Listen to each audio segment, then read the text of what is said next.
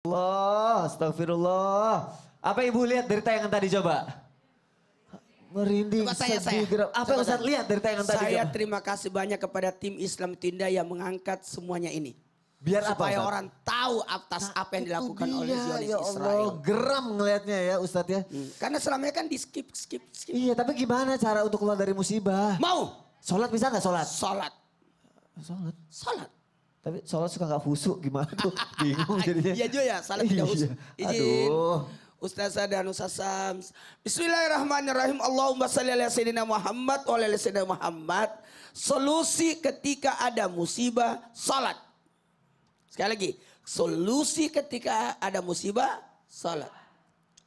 Karena dengan salat, ista'inu bis sabri was salat. Minta tolonglah kepada Allah dengan salat dan sabar. Karena salat itu membuat kita tenang. Zikir, ibadah yang terhebat, ibadah yang paling sempurna adalah salat. Ada berdirinya, ada rukunya, ada sujudnya. Ada malaikat berdiri terus. Ada malaikat ruku terus. Ada malaikat di langit sujud terus. Nah, sementara sholat ini lengkap. Ada nggak puasa dalam sholat? Ada. Kan dalam sholat tidak bisa makan. Oh iya, ya iya dong. Adakah zakat dalam sholat? Ada. Karena kita mengeluarkan zakat waktu. Pakaiannya harus bagus. Ada nggak haji dalam sholat? Ada haji dalam sholat? Ada. Karena menghadap kiblat. Ada nggak syahadat dalam sholat? Ada ketika tahiyat. Jadi semua ibadah ada dalam salat. Penyempurnaan. Bahkan dengan salat itu mencegah kita dari perbuatan keji dan mungkar. Setelah kita salat, kita akan diatur, dijaga. Bukankah penyebab musibah itu karena perbuatan kita juga? Tadi sudah dijelaskan oleh Ustazah tadi di segmen 1. Bahwa atas apa yang menimpamu karena perbuatanmu sendiri. Maka dengan salat mencegah kita dari perbuatan keji dan mungkar. Dan salat adalah kumpulan doa-doa. Ya Allah. Doa apa yang kau cari ada dalam salat semua. Jadi sekarang kita sambil sholat sambil doakan saudara-saudara kita Satu di Palestina pertanyaan ya. tadi Sony waktu menggerutu. Iya. Ada yang salat tapi tidak husu. Iya. Mau supaya husu? Oh iya itu gimana? Sempurnakan salatnya, bacaannya dan tumak ninanya. Dan paling aman kalau mau aman salatnya berjamaah. 1, 2, 3. Berjamaah. Masya Allah, tepuk tangannya dong. Hari ini akan aku suruh tepuk tangan terus biar nggak ngantuk ya.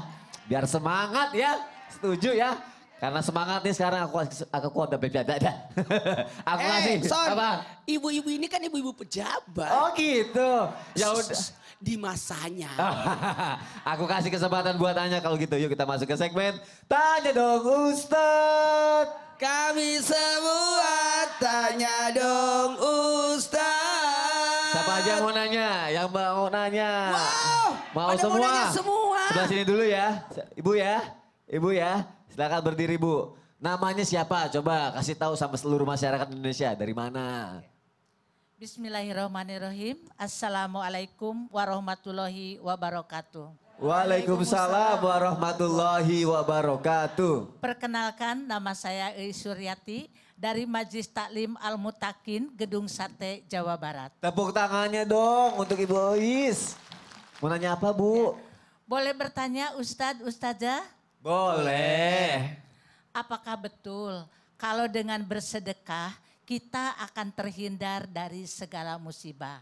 Itu aja mungkin pertanyaannya. Terima kasih. Assalamualaikum warahmatullahi wabarakatuh. Waalaikumsalam warahmatullahi wabarakatuh. Terima kasih ya Ibu udah nanya ya. Silakan duduk. Dijawab sama Ustazah Nada deh. Ya, siap Kak Sony. Sedekah bisa menghilangkan musibah gak Ustazah? Baik, bahas ya. Ya. Baik izin, terima kasih dan izin Ustaz Syam, Ustaz Maulana. Bismillah, walhamdulillah, wassalatu wassalamu ala rasulillah. Muhammad ibn Abdillah wa ala alihi wa ashabihi wa man tabi'ahu wa nasarahu wa wala wa la hawla wa la quwata illa billah. Sedekah jamaah. Yeay. Oh jamaah, Yeay. alhamdulillah. Gila. Ayo semangat sedekah apalagi masih pagi nih. Kenapa? Karena ada dalam salah satu kitab. Raddul Bala bis Shadaqah. Itu kitabnya lumayan tebal dan semuanya terkait dengan keutamaan bersedekah. Dan diantaranya ketika seseorang bersedekah maka akan menghindari berbagai macam kesulitan, menghindari berbagai macam kesusahan, dan juga Allah akan mencurahkan rahmat kepada orang yang senang bersedekah. Pernah dikatakan oleh baginda Rasulullah SAW bahwasannya inna shadaqata la tudfi'u ghadab rabbi. Sesungguhnya sedekah ini akan memadamkan murkanya Allah. Ini harus kita garis bawahi nih, bahwa yang memberikan kebaikan, yang memberikan ujian, yang memberikan musibah itu semuanya adalah Allah Subhanahu wa taala. Jadi oleh karena itu yuk deketin Allah. Kita mencoba meraih rahmatnya Allah, mencari kasih sayangnya Allah dengan cara memperbanyak bersedekah. Jadi kalau kita bersedekah, pasti Allah senang sama kita. Bahkan ketika seseorang ini bersedekah, maka sedekah itu bisa menjadi punggung untuk terhambatnya seseorang mendapatkan ujian dan masalah. Ya kalau masalah pasti ada, tapi insya Allah pernah juga dikatakan oleh baginda Rasulullah SAW bahwasannya as-sadaqatu tadfa'ul bala. Sedekah ini bisa menghindari, bisa mencegah bala. Jadi kalau misalnya pagi-pagi nih ulama banyak yang menganjurkan kita mengeluarkan harta bersedekah pagi-pagi. Kenapa begitu? Karena diharapkan apapun yang akan kita alami pada hari itu mudah-mudahan Allah berikan keringanan. Kenapa? Karena dengan kita bersedekah Allah jadi sayang sama kita. Orang yang sakit, baginda Rasul juga mengingatkan kepada kita, dahu mardhakum bisadaqah, obati yang sakit di antara kalian dengan sedekah. Begitu banyaknya keutamaan, begitu besarnya fadilah dari bersedekah. Jadi jangan lupa niatkan satu hari setiap waktu kita selalu bisa membagi kepada orang lain. Kenapa? Karena sedekah itu subhanallah memberikan curahan rahmat kepada kita. Dan insya Allah semua masalah kita akan diberikan segera jalan keluarnya oleh Allah Subhanahu wa ta'ala. Amin ya rabbal alamin. Banyak manfaat sedekah ternyata Banyak banget ya. manfaatnya. Jadi jangan lupa semuanya harus bersedekah. bersekolah, bersedekah Bu. Bersekolah, bersedekah. Bersedekah aja ya. Terima kasih Baik, Ustaz sama-sama, Nada Kak untuk Sony. penjelasannya. Siapa yang bilang bersekolah tadi? Aku suruh nanya ibu aja deh. Ibu nanya lagi, ayo. Ibu belum nanya kan? Kayaknya banyak pertanyaan deh di sini nih, kelihatan banyak masalah. Namanya siapa sih Ibu? Assalamualaikum warahmatullahi wabarakatuh. Waalaikumsalam warahmatullahi wabarakatuh. Perkenalkan, nama saya Yayu dari Majelis Taklim Al-Mutakin, Gedung Sate, Bandung, Jawa Barat. Tepuk tangannya dong biar Ibu Yayu lebih semangat lagi. Mau tanya dong Ustadz, Iya. apakah istighrot itu merupakan bencana juga? Bagaimana untuk cara meninggalkannya? Apakah harus meninggalkan semua harta duniawi? Terima kasih. Wassalamualaikum warahmatullahi wabarakatuh. Waalaikumsalam warahmatullahi wabarakatuh. Ustaz Syam, istighrot Iya. itu merupakan Bagus, Ustaz. bencana nggak? Terus harus meninggalkan duniawi emangnya harusnya? gitu. Istidraj. Istidraj, ya. Baik, Al-Quran Surah Al-A'raf ayat 182. A'udzu billahi minasy syaithanir rajim. Allah. Bismillahirrahmanirrahim. والذين كذبوا بآياتنا سنستدرجهم من حيث لا يعلمون وأملي لهم إن كيدي متين. Kata Allah dalam Al-Quran surah Al-A'raf ayat 182, kita sambung sedikit sampai ayat 183.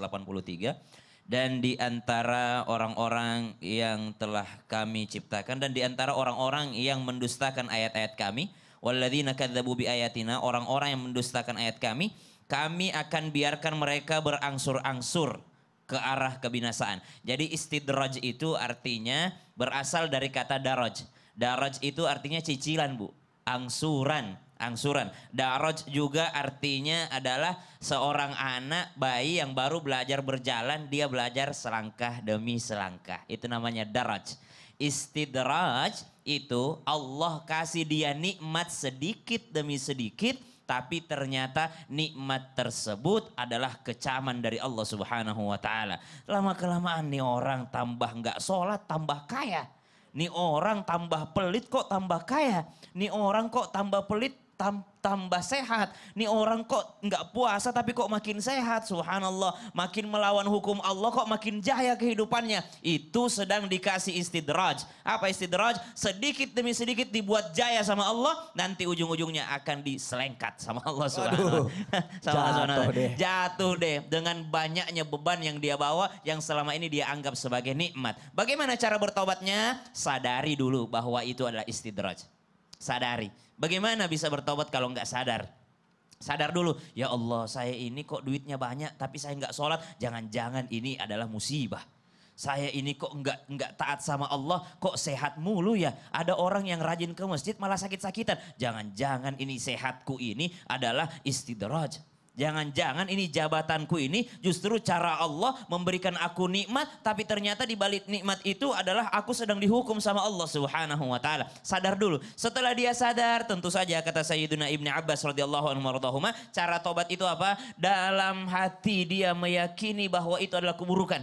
Lalu lisannya mengucapkan istighfar kepada Allah. Lalu tekadnya untuk tidak mengulangi lagi perbuatan tersebut. Perbuatan ketidaktaatannya kepada Allah Subhanahu wa ta'ala. Maka pada saat itu juga dia sudah bertobat kepada Allah Subhanahu wa ta'ala. Jadi bukan berarti kita meninggalkan hal-hal duniawi. Tidak. Hal-hal duniawi yang mana yang kita maksud di sini? Duniawi itu ketika hal duniawi bisa dijadikan akses fasilitas untuk mendapatkan ridha Allah. Maka dia menjadi urusan ukhrawi. Harta itu duniawi, tapi kalau hartanya dipakai mendekatkan diri kepada Allah, maka harta tersebut justru menjadi investasi akhirat. Masya Allah. Pernah dengar nggak harta nggak dibawa mati? Ya, pernah. Harta tuh di bawah mati. Di bawah mati? Kalau disedekahkan. Oh ya Allah, tepuk tangannya untuk guru-guru kita.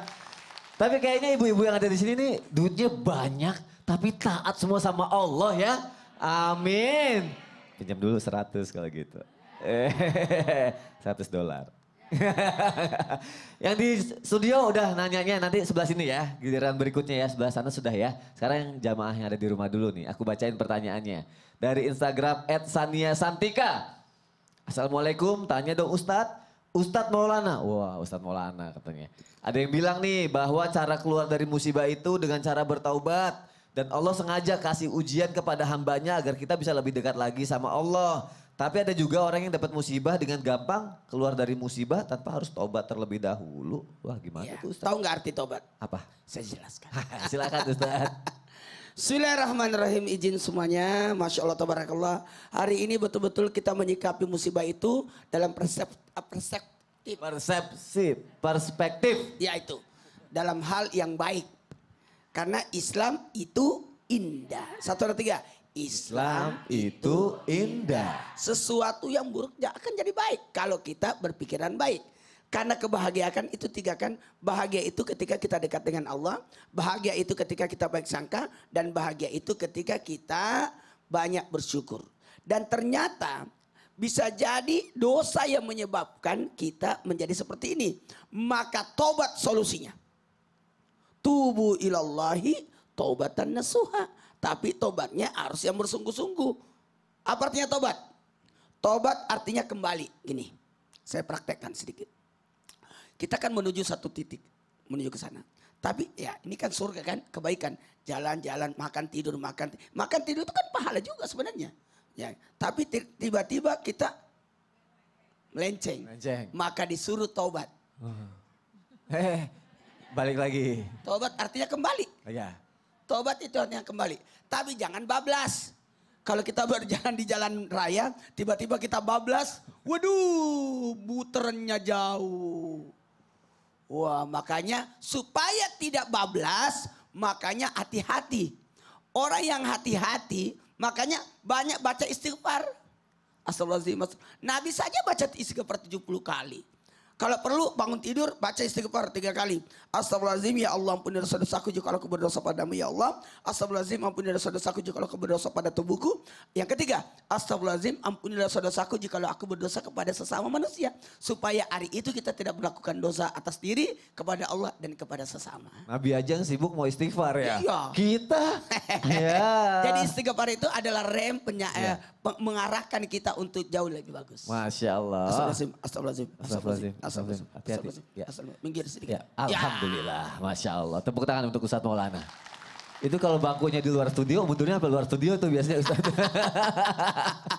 Pertanyaan selanjutnya, siap-siap yang ada di rumah nih. Sekarang dari Instagram @desitewin. Oke, Assalamualaikum Ustadz, Ustazah izin bertanya dan mohon dijawab. Insya Allah ya. Ketika kita sudah mulai memperbaiki diri dengan tidak pernah menunda sholat, tahajud, hajat, duha, istiqomah, bertujuan ingin terkabulnya hajat dan menghapuskan segala dosa dan zikir, tidak pernah lupa. Tapi di saat itu juga semakin berat ujian yang datang, seperti dipersulitnya rezeki, didatangkannya fitnah, dan hingga dibenci semua orang. Waduh, apa itu tandanya Allah sedang menaikkan derajat kita dan akan mulai mengabulkan segala hajat-hajat kita? Mohon dibantu. Jawab, benar gak tuh Ustadz Syam? Seperti kita. Memang kita. Sekali lagi, Kita. Oh, Ustadz Syam gak pernah mau kayak gitu. Tapi guru-guruku, jamaah yang di studio, jamaah di rumah, Al-Quran Surah Al-Anbiya ayat 35. A'udzu billahi minasy syaithanir rajim. Bismillahirrahmanirrahim. Kullu nafsin dha'iqatul maut.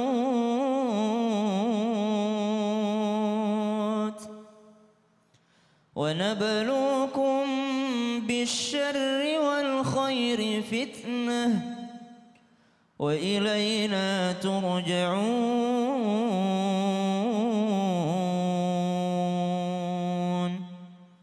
Setiap yang bernyawa akan merasakan kematian. Kami akan menguji kamu dengan keburukan dan juga kebaikan sebagai cobaan ujian. Dan kamu akan dikembalikan hanya kepada kami. Kata Allah di dalam Al-Quran Surah Al-Anbiya ayat 35. Ada orang meminta kepada Allah Subhanahu wa Ta'ala. Dia meminta sehat sama Allah, tapi malah dikasih sakit. Dia meminta lulus sama Allah, tapi malah dikasih gagal. Dia meminta kejayaan sama Allah, tapi malah dikasih kefakiran sama Allah Subhanahu wa Ta'ala. Maka apakah begitu cara Allah mengampuni dosa kita? Sesungguhnya di antara ciri-ciri orang yang diampuni dosanya oleh Allah Subhanahu wa Ta'ala sakitnya. Di antara ciri-ciri orang yang diampuni dosanya oleh Allah Subhanahu wa Ta'ala diberikan ujian-ujian yang itu bersifat sementara. Maka ketika seseorang meminta kepada Allah Subhanahu wa Ta'ala, lalu Allah memberikan sesuatu yang justru bukan yang ia minta, wa asa an takrahu syai'aw wa huwa khairul lakum. Bisa jadi yang kau tidak senangi itu baik bagimu. Kenapa? Allah senang mendengar rintihanmu. Sebagaimana ketika kita duduk mendengarkan suara pengamen yang indah, lama baru kita kasih duit. Tapi kalau kita duduk mendengarkan suara pengamen yang tidak jelas suara dan lagunya, maka kita cepat-cepat kasih supaya pergi. Kalau kita berdoa dan doa kita disenangi oleh Allah, maka bisa jadi itu cara Allah menunda agar kita tetap berdoa. Jangan pernah berhenti berdoa meminta kepada Allah, semua doa dikabulkan kecuali bagi mereka yang tergesa-gesa. Kata Nabi SAW, jangan tergesa-gesa. Kata sahabat, yang mana itu yang tergesa-gesa? Kata Nabi, ketika dia berdoa dia bilang, udah kemarin berdoa tapi belum dikabulin, itu namanya tergesa-gesa. Aku juga lagi tergesa-gesa lagi. Kenapa lagi tergesa-gesa? Kenapa? Bentar ya, bencana ini. Apa bencananya? Aduh.